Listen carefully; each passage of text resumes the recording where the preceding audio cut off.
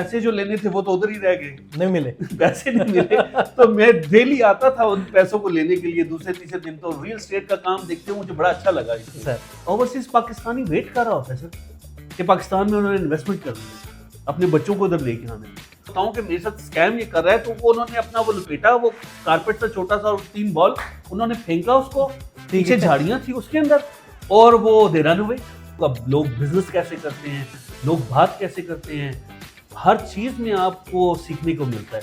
تو میرے حساب سے ٹریولنگ کرنا ضروری ہے. اور اس کے بعد ویسے بھی آپ جب ہالیڈیز پہ جاتے ہیں تو آپ مینٹلی تھوڑا ریلیکس ہو جاتے ہیں اگلے پھر نئے سال کے کام کرنے کے لیے. تو وہاں سے ایک بندہ جو ہے وہ ہمیں پلاٹ بیچ گیا, جبکہ وہ پی ڈی سے اس نے ایک فائل جو ہے وہ چوری کی ہوئی تھی. وہ فائل جو ہے جب میں نے اس کو چیک کیا تو اس کے سارے پیپرز اوریجنل تھے. السلام علیکم, welcome back to a brand new episode of Elite Lounge. آج ہمارے ساتھ ایک بہت ہی مشہور شخصیت موجود ہیں جو کہ 15 سال سے زائد ڈی ایچ اے میں ریئل اسٹیٹ کا کام کر رہے ہیں. ایک ٹریولر بھی ہیں, ٹریولنگ کا بہت شوق رکھتے ہیں, ایک بزنس مین, انٹرپرینور, اور اسی کے ساتھ ساتھ جو ڈی ایچ اے کی ریکا ایسوسیشن ہے, جو ریئل اسٹیٹ کی ایسوسیشن ہے, اس کے فائنانس سیکرٹری بھی ہیں.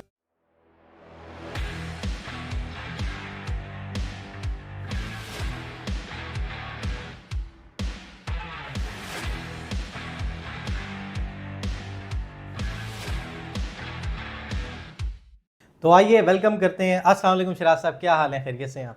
جی وعلیکم السلام ارم بھائی, آپ کا بہت بہت شکریہ کہ آپ نے مجھے اتنے پیارے پوڈ کاسٹ میں مدعو کیا ہے, اور میری یہ خواہش ہے کہ اللہ پاک آپ کو اس میں بہت ساری کامیابی عطا فرمائے. شراز صاحب, سب سے پہلے آپ جو ہے نا وہ اپنی جرنی کے بارے میں بتائیے, کیونکہ دیکھیں شروع سے آپ اگر ریئل اسٹیٹ میں تھے تو وہ بھی بتائیے. اگر ریئل اسٹیٹ سے پہلے بھی آپ کی کوئی اسٹوری ہے یا اس کا کوئی بیک گراؤنڈ ہے آپ کی, یعنی آپ نے کس طرح اسٹارٹ لیا, اس کے بارے میں تھوڑا سا ہمیں کائنڈلی ہمارے ویورز کو بتائیں. ارم بھائی, میں شروع میں جو ہے وہ ریئل اسٹیٹ میں تو نہیں آیا اسٹارٹنگ میں.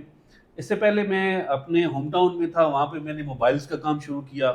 اسٹارٹنگ تھی ایف ایس سی کمپلیٹ کی, اور اس کے بعد میں نے گھر والوں سے 60,000 روپیز اس وقت لیے تھے. تو میں نے کہا میں ایک موبائل کا کام شروع کروں گا 60,000 روپیز پہ. یہ کب کی بات ہے؟ ہاں, یہ بات ہے 2002 میں. اچھا 2000. تو میں نے ایک میرے بڑے پیارے دوست تھے ادھر, ارشد نام تھا ان کا, ان کے ساتھ میں نے مل کے جوائنٹ ہم نے یہ بنایا ایک موبائل شاپ, اور وہ موبائل شاپ ماشاءاللہ بہت ہماری چلی. اچھا ماشاءاللہ. ہاں جی. پھر اس کے بعد وہ اس کو چینج کرتے ہوئے میں نے بزنس چینج کیا, تو میں نے گاڑیوں کے بزنس میں آ گیا, گاڑیوں کا بزنس کرنا شروع کر دیا. تو گاڑیوں کے بزنس کرتے کرتے کسی دوست نے مجھ سے گاڑی بائی کی, اور وہ گاڑی بائی کرنے والے انفارچونیٹلی کہہ سکتے ہیں خوش قسمتی سے ایک ریئل اسٹیٹ ایجنٹ تھے. اچھا. تو ان کو میں نے گاڑی دی, اور میرے بڑے ہی بہت پیارے دوست ابھی بھی وہ ریئل اسٹیٹ کا کام کرتے ہیں, ان کا بڑا اچھا آفس ہے. وہ اور میں, ہم دونوں اسٹارٹنگ پہ تھے. عدیل ریاض ہے ان کا نام. اچھا. تو وہ بھی ریئل اسٹیٹ کا کام کرتے ہیں, تو وہ میرے ساتھ تھے. تو انہوں نے مجھے کہا کہ آپ آئیں تو ادھر ریئل اسٹیٹ کا آفس ہے, یہاں پہ بیٹھے دیکھیں بڑا اچھا. تو ہم دونوں ایک کسی تھرڈ پارٹی کے پاس, وہ بھی ہمارے دوست ہیں ابھی بہت اچھے پیارے, تو ان کے آفس میں ہم بیٹھے, ان کے آفس میں بیٹھتے رہے. تو میں نے اس جو دوست ہیں ان سے کوئی کچھ پیسے لینے تھے, تو پیسے جو لینے تھے وہ تو ادھر ہی رہ گئے, نہیں ملے, پیسے نہیں ملے. تو میں ڈیلی آتا تھا ان پیسوں کو لینے کے لیے دوسرے تیسرے دن. تو ریئل اسٹیٹ کا کام دیکھتے ہوئے مجھے بڑا اچھا لگا اس میں.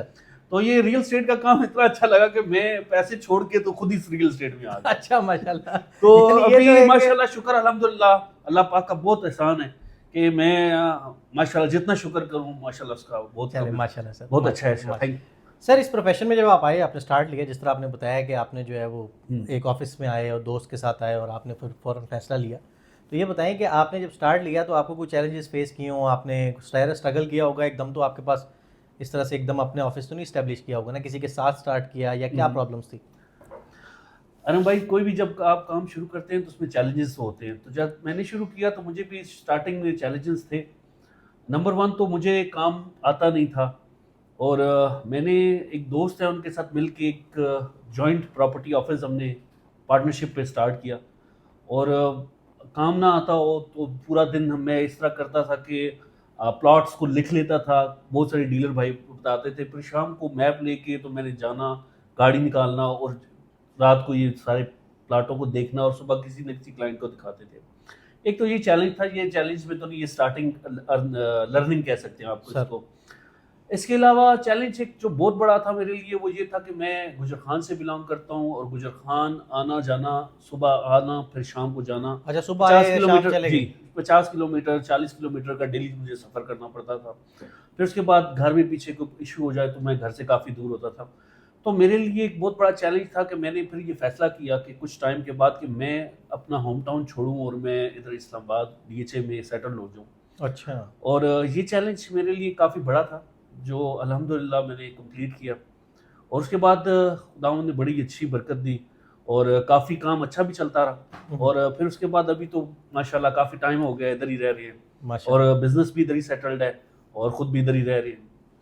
शिराज साहब, आपके करियर का कोई ऐसा टर्निंग पॉइंट, उसके बारे में बताएं। अरम भाई, जो टर्निंग पॉइंट है मेरी लाइफ का वो बड़ा अच्छा था, क्योंकि आपको पता है रियल एस्टेट का जो बिजनेस है उसमें अप एंड डाउन बहुत होती है। ऐसे और ही इसी है। तरह बिजनेस जो है वो कभी पता लगता है कि आपने एक बहुत बड़ी डील को कैप्चर कर लिया है, कभी लगता है कि आपने एक बहुत डील बड़ी है जो आप कैप्चर नहीं कर सके। तो मेरे लाइफ में सबसे अच्छी डील जो है वो मैं थैंक्स भी करना चाहता हूँ इसी आपके पॉडकास्ट के वसादत से कि जीटा मॉल, जो कि इस वक्त ये जो जीटी रोड पे है। जीटी रोड पे है, जो कि इस वक्त कामयाब मॉल है।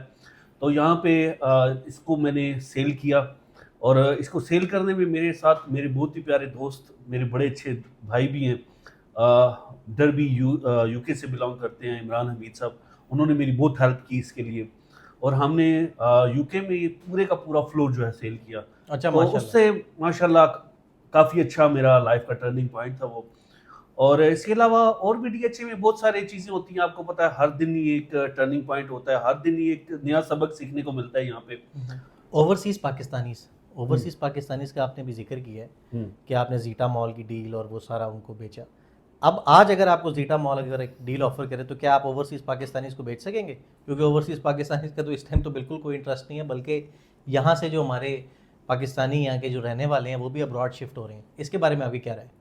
आरम, मेरे ख्याल में कि मैंने ना जितना भी बिज़नेस किया है उसमें से मैं समझता हूँ कि मेरा 50% बिज़नेस जो है मैंने ओवरसीज़ पाकिस्तानी के साथ किया है। ठीक है।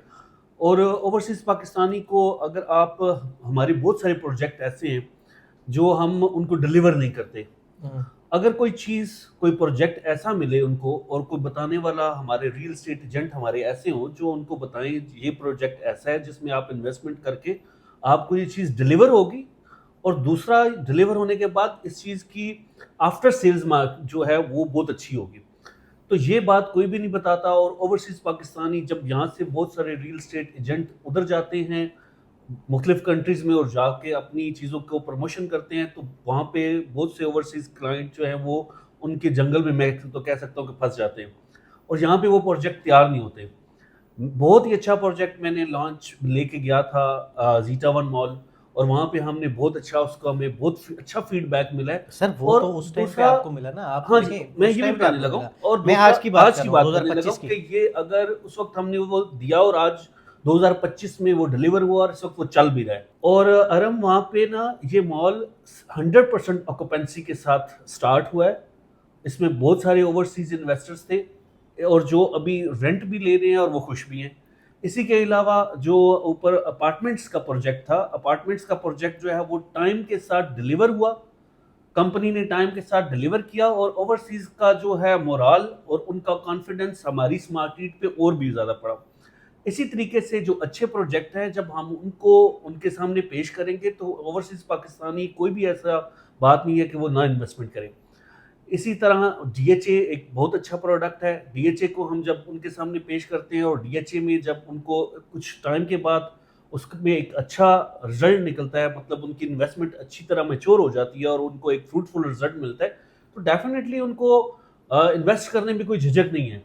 वहाँ पे हर ओवरसीज पाकिस्तानी की ख्वाहिश होती है कि वो अपने कंट्री में जाएं, वो अपनी कंट्री में इन्वेस्टमेंट करें, लेकिन उनको सही प्लेटफॉर्म जब मिलेगा तो वो उस प्लेटफॉर्म पे सर डेफिनेटली। प्लेटफॉर्म, चले फर्ज किया प्लेटफॉर्म सही मिला। हाँ जी, मैं तो टैक्सेस की बात करूँ, हाँ। आप ये बताएं कि ओवरसीज पाकिस्तानी को कोई एग्जाम्पशन है किसी चीज़ की? मुझे हर किस्म का टैक्स उसको भी देना है और यहाँ पे आम पाकिस्तानी को ठीक भी है। देना है, तो वो यहाँ पे इन्वेस्ट क्यों करेगा? लोग तो यहाँ से पैसे निकाल के बाहर जा रहे हैं। इन्वेस्टमेंट करने के लिए उनकी बहुत सारी रीजंस हैं ओवरसीज पाकिस्तानी के लिए। मैंने अभी भी रिसेंटली हमारा प्रोजेक्ट नया जो डीएचए ने लॉन्च किया है B3, उसमें इंस्टॉलमेंट पे चीज़ें बहुत सारी आई हैं। बहुत सारे कनाल के 10 मरले के प्लॉट हैं जो इंस्टॉलमेंट पे है।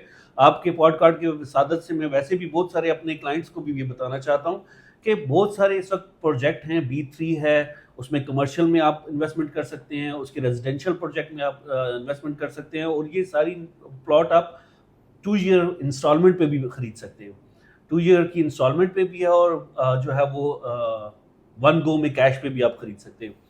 تو یہ چیزیں جب یہ بن رہی ہیں, DHA کا نام بھی ویسے ایک اعتماد کا نام ہے, اور جب یہ چیزیں ان کو ڈلیور ہوتی ہیں اور ان کو ایک اچھا فیڈ بیک ملتا ہے اور ان کو ایک اچھا اس میں پروفٹ ہوتا ہے, تو ڈیفینیٹلی ان کا رجحان بڑھتا ہے, ان کا جو ہے وہ انٹرسٹ ڈیولپ ہوتا ہے کہ وہ اب خود بھی ادھر آئیں, انویسٹمنٹ کریں, اپنے بچوں کو بھی ادھر لے کے آئیں اور ان کو بھی یہ بات بتائیں. سر آپ لیکن تو بہت صرف سارے دیکھیں DHA کو اسپیسیفک کر رہے ہیں, میں ایک ریئل اسٹیٹ مارکیٹ کی بات کر رہا ہوں جس میں صرف DHA نہیں آتا, اور بھی سوسائٹیز آتی ہیں. آپ دیکھیں اوورسیز پاکستانی, ہاں جی, ہر اوورسیز پاکستانی DHA کے اندر پراپرٹی نہیں خرید سکتا. ہوں یہ بات تو آپ کو جی میرے سے صحیح بہتر ہے. پتہ ہوگی. میں یہ کہہ رہا ہوں کہ مارکیٹ کے اندر لیٹ سے میں نے گجرانوالا میں پلاٹ خریدنا ہے, تو اس پہ بھی تو ٹیکسز تو ہیں نا, یا تو نہیں کہ DHA میں نہیں ہے اور وہاں پہ ہیں, ایسے ہی ہے, وہاں پہ بھی ٹیکسز ہیں, یہاں پہ بھی ہیں.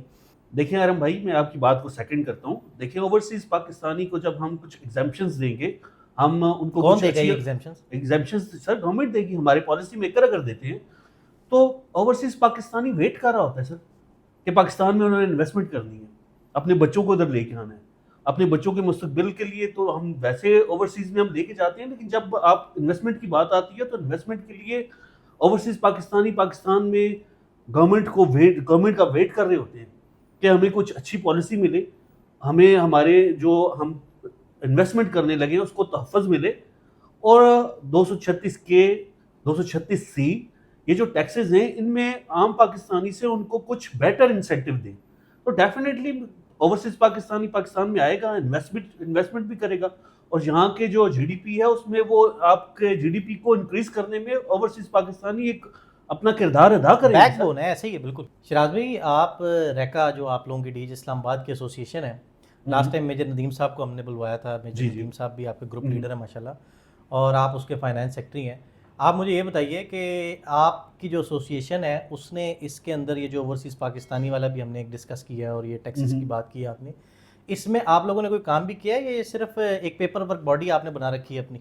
ارم یہ بات نہیں ہے, ہم نے جو ہے وہ ریکا باڈی جو ہے ہماری, اس نے مختلف پلیٹ فارم پہ FBR میں DHA میں کافی جگہ پہ اپنی آواز اٹھائی ہے, اور جو اوورسیز کی پرابلمز ہیں, جو اوورسیز کے لیے جو ایگزامپشنز ہیں, اس کے لیے بھی ہم کافی ورک کر رہے ہیں, اور اس کے لیے ہم نے گورنمنٹ کو اور مختلف اداروں کو اپنی جو پرپوزیشنز ہیں وہ دی ہوئی ہیں.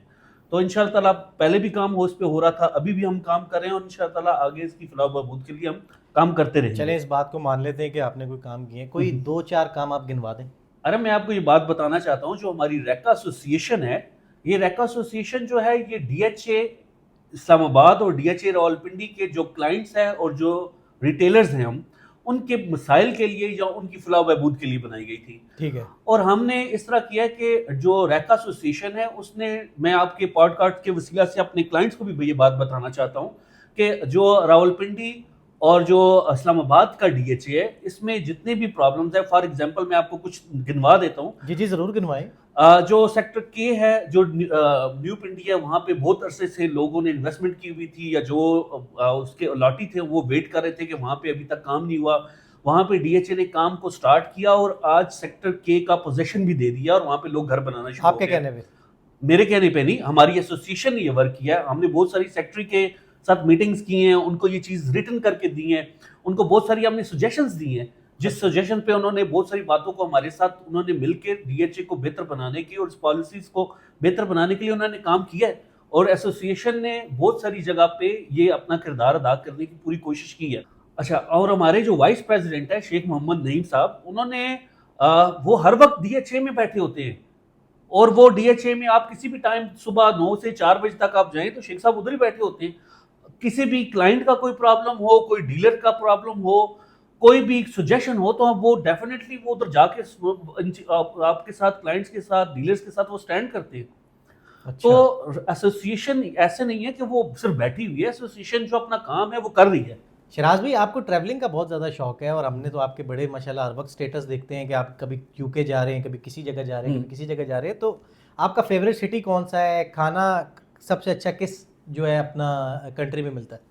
यार अरुण भाई, ट्रैवलिंग में माशाल्लाह शुक्र अल्हम्दुलिल्लाह मैंने बहुत सारी कंट्री विजिट की है, तकरीबन 30-35 कंट्रीज मैंने विजिट की हैं। तो माशाल्लाह। मुझे जो सबसे अच्छा मज़ा आया है जिस कंट्री में, और मैं सब अपने दोस्तों को भी कहना जो वहाँ पे आप जाएं, बहुत अच्छी डेस्टिनेशन है ब्राज़ील। अच्छा माशाल्लाह। ब्राज़ील में रियो डी जनेरो उनका जो है वो सिटी बहुत प्यारा है, वहाँ पे बहुत ही अच्छा लगा, बहुत ही वहाँ पे वो मूवी भी एक बनी हुई है 007 वाली, तो जेम्स बॉन्ड। जेम्स बॉन्ड की मूवी अच्छा बनी अच्छा हुई है। अच्छा। तो वो कोका कबाना बीच है, उस बीच के ऊपर बनी हुई है वो मूवी सारी। तो वहाँ पे बहुत अच्छा थी, वो बहुत अच्छा एक्सपीरियंस था। खाने का इशू है वहाँ पे, हलाल खाना आपको फाइंड आउट करना पड़ता है।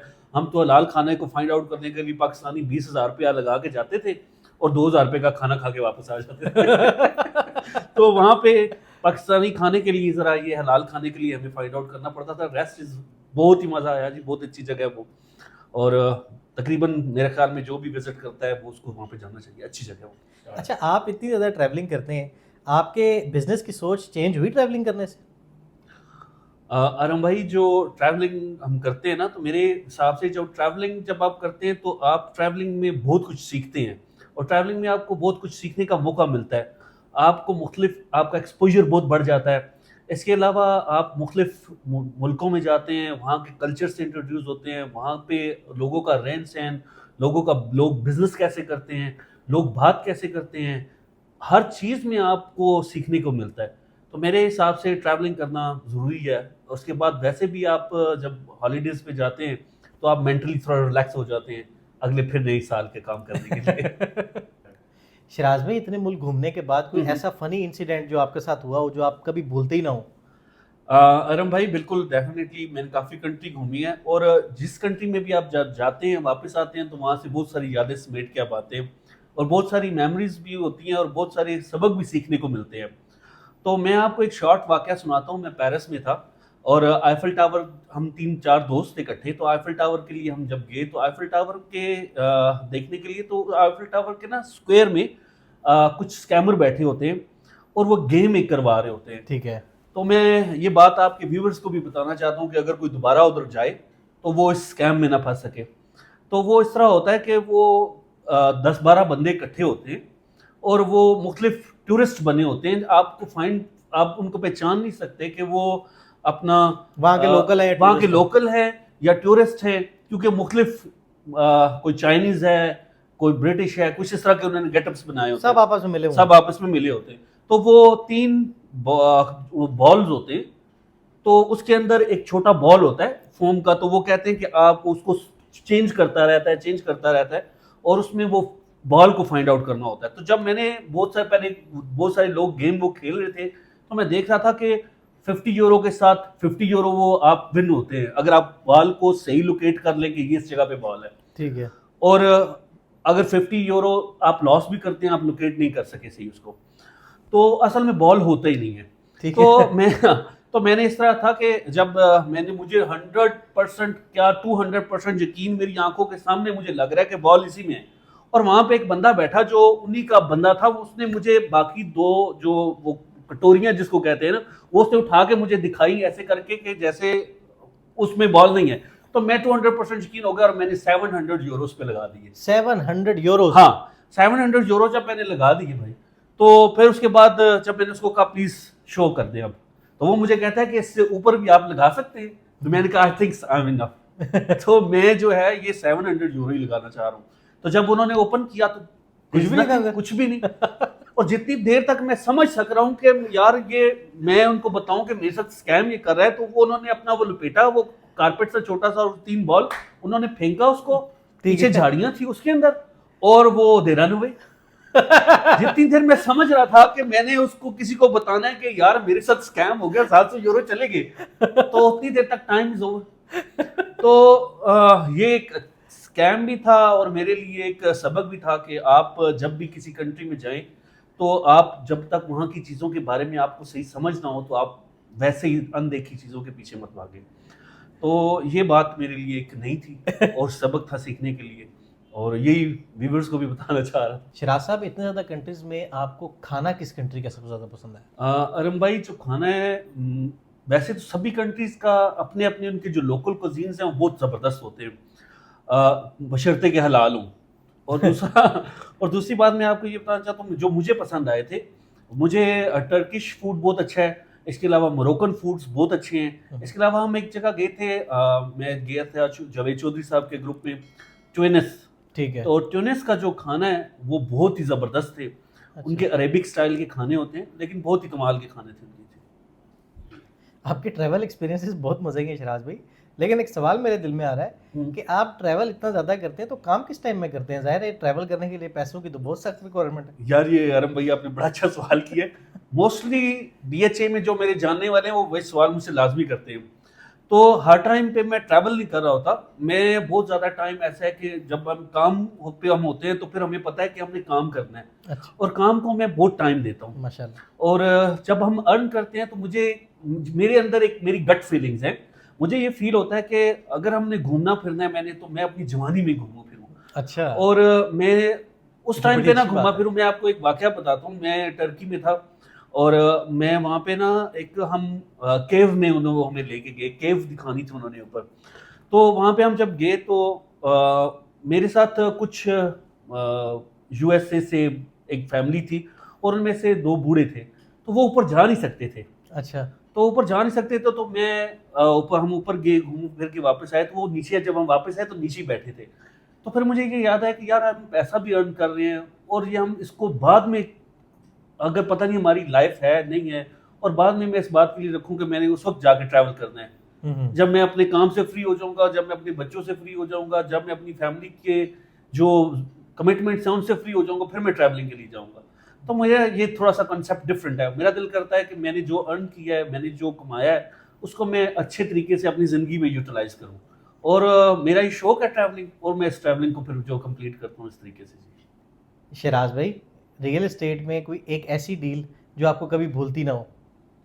ارم ریئل اسٹیٹ میں میرے ساتھ ایک نہیں 2 باتیں ہیں. ایک اچھی بات ہے اور ایک میرے ساتھ اگین ایک اسکیم ہے. تو آپ کہتے ہوں کہ اس کی لائف میں اسکیم کافی ہے. انہیں سے بندہ سیکھتا ہے سر. ہاں, تو وہ اسکیم آتے ہیں تو پھر ہم لرن کرتے ہیں اس سے. تو جو اسکیم سے آپ لرن کرتے ہیں تو آپ اس کو شیئر کریں اپنے دوسرے بھائیوں کے ساتھ تاکہ کسی اور کے ساتھ نہ ہو. تو ایک جو میرا بزنس میں اسکیم ہے وہ بزنس اسکیم کی میں بتاتا ہوں, اور ایک میری جو اچھی ڈیل ہے وہ میں بتاتا ہوں. میں نیا جب آیا تھا ریئل اسٹیٹ میں تو مجھے پتہ نہیں تھا کہ میں نے کس پلیٹ فارم پہ جو ہے اس پراپرٹی کو ایڈورٹائزمنٹ کرنا ہے. تو اس وقت OLX ہوتا تھا اسٹارٹنگ میں, تو OLX پہ میں نے ایک ایڈ لگایا ایک پلاٹ کا, اور میرا چلان ہو گیا گاڑی کا.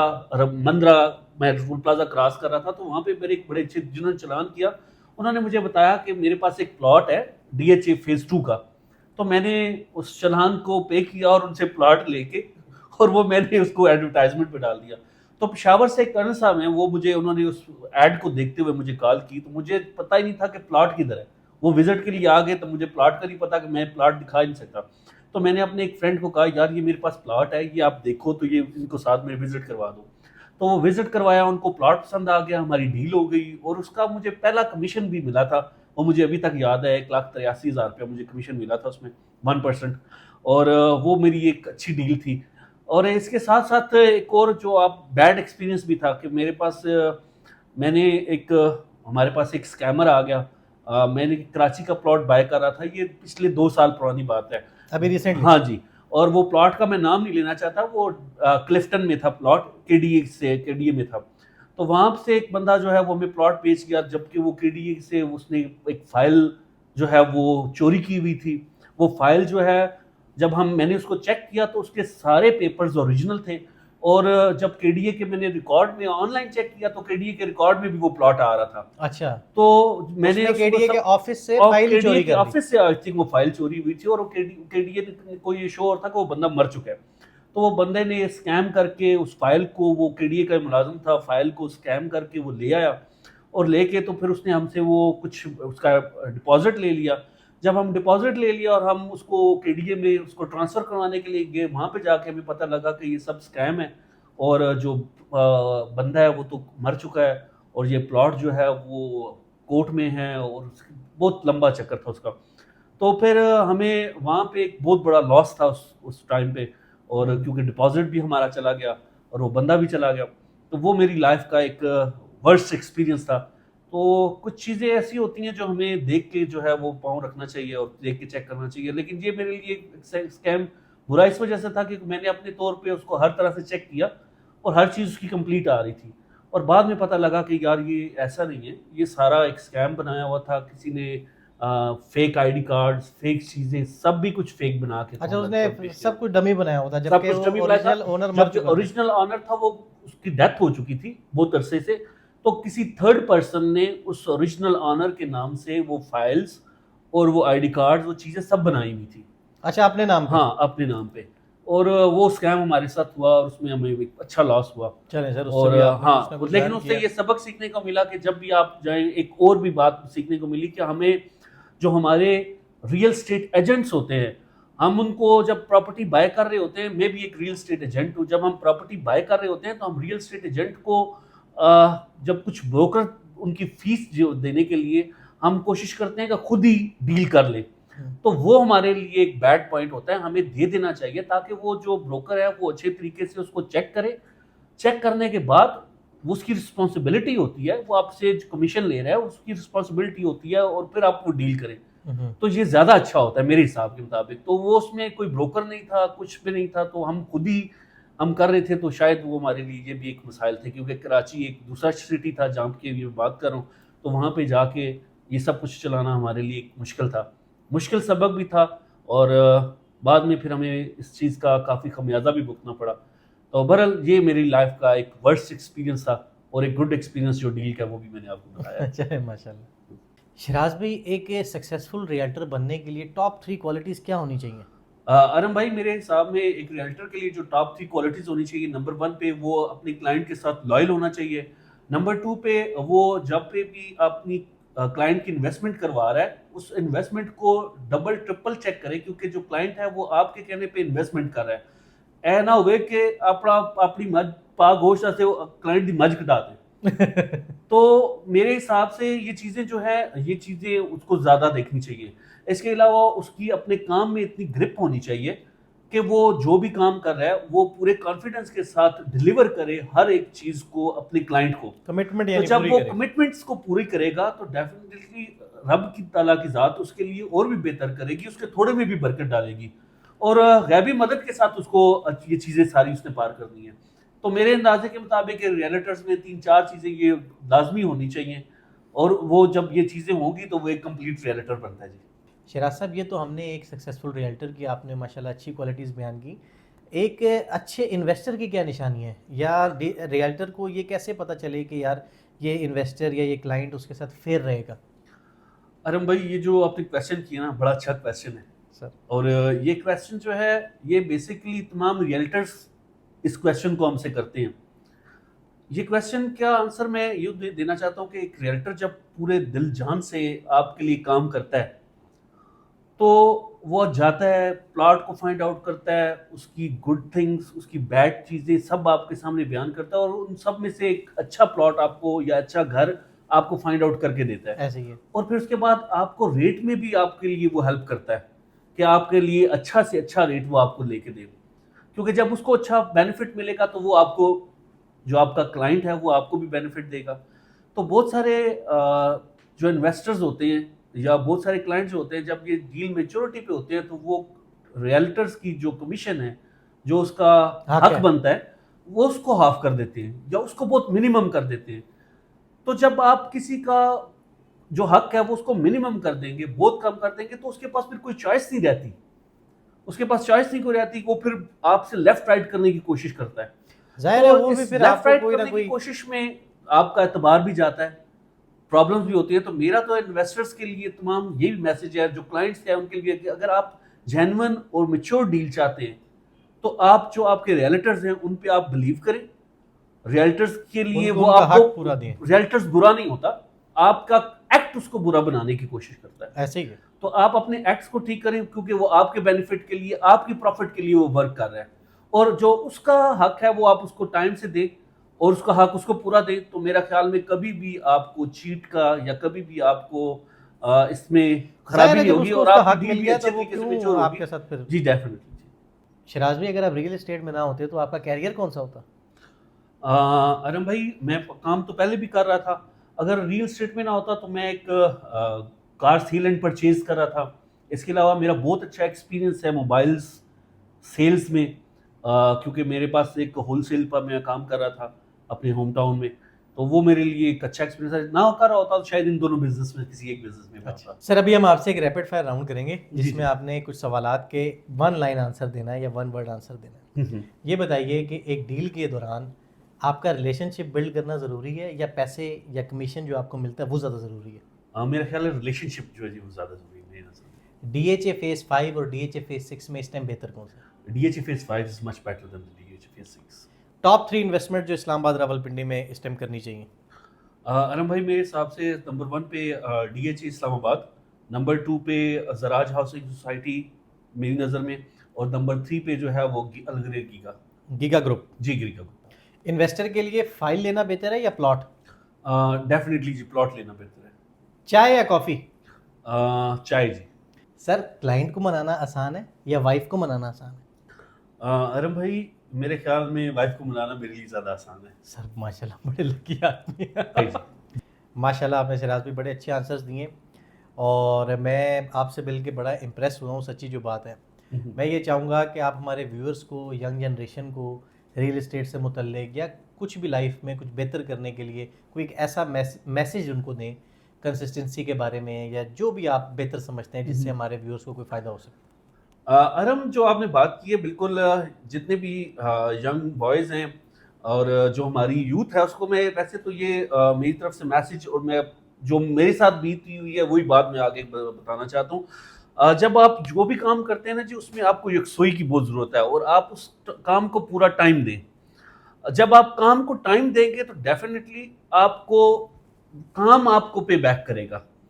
मुझे याद है कि मैं जब अपना फर्स्ट बिजनेस करता था तो मेरे अगर फैमिली में कोई मेरी गैदरिंग में फंक्शन होता था तो मैं उस फंक्शन को मैंने कभी अटेंड नहीं किया जी। अटेंड इस वजह से नहीं किया, और मेरे तमाम फैमिली मेंबर्स कहते थे कि शायद आप किसी जेल में तो नहीं है, क्योंकि आपने कभी अब किसी फैमिली का कोई फंक्शन हुआ आप कभी आए नहीं। तो मैं वो भी टाइम जो होता था कोशिश करता था कि अपने काम को दूँ। अभी भी मेरे ऑफिस की टाइमिंग और मैं जो आना जाना है वो बहुत कम करके और मैं ऑफिस को पूरा टाइम देता हूँ। तो यंग जनरेशन के लिए ये है कि आप अभी तो आपके लिए बहुत सारे रास्ते खुल गए हैं, सोशल मीडिया का दौर है, सोशल मीडिया का आप प्लेटफॉर्म आप यूज़ कर सकते हैं अपने काम के लिए। बहुत सारी आसानियाँ आ चुकी हैं कामों में, तो उस लिहाज से मेरे अंदाजे के मुताबिक आप जो भी काम करें आप अच्छे तरीके से करें, और इस काम में आप किसी से एक्स्ट्रा एक्सपेक्टेशंस ना रखें। जब आप एक्सपेक्टेशंस रखते हैं तो फिर उस वक्त वो पूरी नहीं होती तो आपको मसाइल आपका शिकार होते हैं। और जो भी करना है आपको ये ज़हन में रखें कि आपने अपने कंधों पे होके उसको उठा के तो करना है। तो इंशाल्लाह ताला जब आप ये यकसोई के साथ काम करते हैं तो रब ताला की ज़ात आपको नवाजती भी है हर तरीके से। और मैं अपनी लाइफ में मैंने बहुत सारी स्ट्रगल की है, और इस स्ट्रगल के बाद ये सब कुछ जो है आपको वैसे नहीं मिल जाता, इसके लिए एक पीछे स्ट्रगल होती है। और आजकल लोग जो है वो कोशिश करते हैं कि शॉर्टकट ढूंढने की, दिन रात में मैं अमीर हो जाऊं और पैसा आ जाए और उसको मैं इस्तेमाल करूं। तो ये चीज़ें जो है वो ऐसे नहीं आती अरम भाई, इसके लिए आपको एक अच्छी स्ट्रगल की ज़रूरत है। आप टाइम दें, अपने काम को टाइम दें, अपने बिजनेस को टाइम दें, अपनी जॉब करने हैं जॉब को टाइम दें, तो डेफिनेटली आपको उसका पे बैक होगा। तो मेरी तरफ से तो ये तमाम लिसनर्स को मेरी तरफ से यही मैसेज है, और यही मेरी जो लाइफ में मैंने सीखा है वो सीखा यही है कि आप जो भी करते हैं, आप जहाँ पे भी करते हैं एक्सपेक्टेशंस को अपने को कंट्रोल में रखें, और अपनी ख्वाहिशात को भी कंट्रोल में रखें, क्योंकि जब पैसा आता है तो आपकी ख्वाहिशात भी बहुत बढ़ जाती हैं। ऐसे ही है। तो जब ख्वाहिशात बहुत बढ़ जाती हैं तो फिर आप मुख्तलिफ तरीके से पैसों को ग्रैब करने की कोशिश करते हैं कि मैं यहाँ से भी आ जाए, यहाँ से भी आ जाए, मैं ये भी चीज़ खरीद लूँ, मैं ये भी चीज़ खरीद लूँ, मैं ये सब कुछ क्विक मैं अर्न कर लूँ, और ये जो चीज़ें वो क्विक सब कुछ मेरे पास आ जाए। तो ये ऐसा नहीं होता, इसके लिए आपको एक स्ट्रगल करनी पड़ती है, और स्ट्रगल के लिए आपको वो सब जो भी आप काम कर रहे हैं, जो भी आपकी फील्ड है उसको आप टाइम दें, और टाइम देने के बाद डेफिनेटली वो आपको उसका रिजल्ट मिलेगा जी। Sir thank you very much, माशाल्लाह बड़ा ही खूबसूरत मैसेज आपने हमें कन्वे किया है और मैं एक दफ़ा फिर से आपका शुक्रिया अदा करता हूँ। आपने हमारे लिए वक्त निकाला, हमें टाइम दिया, आपके कीमती वक्त का बहुत शुक्रिया। Thank you very much. इस तरह की मज़ीद पर्सनैलिटीज़ से मिलने के लिए जिन्होंने लाइफ के अंदर स्ट्रगल किया और आज किसी मुकाम पे पहुँचे, उनसे मिलने के लिए देखते रहिए हमारा पॉडकास्ट اگلے ایپیسوڈ تک اللہ حافظ.